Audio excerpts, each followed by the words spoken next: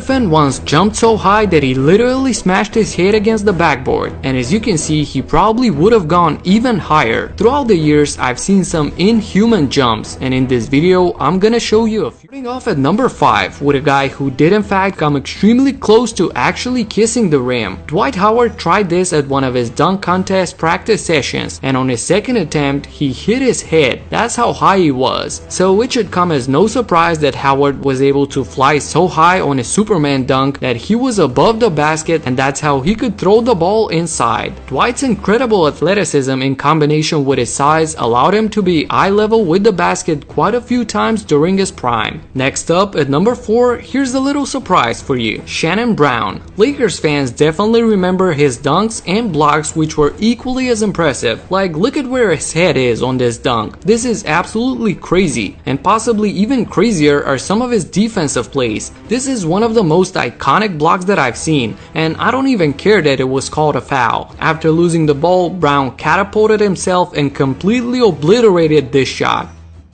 And last one from Shannon, take a look at this. Brown has to put his head down to not smash it against the iron, and look at how far up his arm is. This is almost his armpit at the rim, which is hilarious. Number 3 is Blake Griffin. Excuse the grainy footage, as this is the only proof of this monster jump by Blake. Head clearly above the rim, plus he was fouled. Incredible force and jumping ability by Griffin. And here's another dunk that not many of you know, where similar to Shannon Brown, his arm is so high up and also has to move his head a little bit to avoid hitting himself. At number 2, LeBron James. Young LeBron could jump out of the building, and this is one of my favorite flights that he took. I've spent so much time watching all the different angles of this alley-oop. Look at how high he is.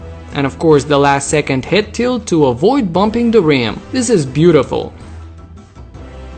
And there's another similar one. By the way, props to Norris Cole for apparently throwing the perfect lobs to maximize LeBron's vertical jump. But the most iconic, most absurd display of his jumping ability came in 2010 against the Blazers. As you enjoy all the angles from this incredible leap, I just want to say that this is probably the highest that an NBA player has ever jumped in my opinion. Feel free to let me know in the comments if you can find something better than this, but I'm not sure you'll be able to. But why is this at number 2 then? Because at number 1 is the guy who has the most jumps that I like to call kiss the rim. It's Gerald Green. I mean, the guy even has a windmill with his head clearly above the iron. Are you kidding me? Gerald Green could possibly be the most underrated dunker in NBA history. When you look at these clips, you can see his raw jumping power. And of course, when he doesn't have to dunk the ball, look at how high he can go. This is unbelievable.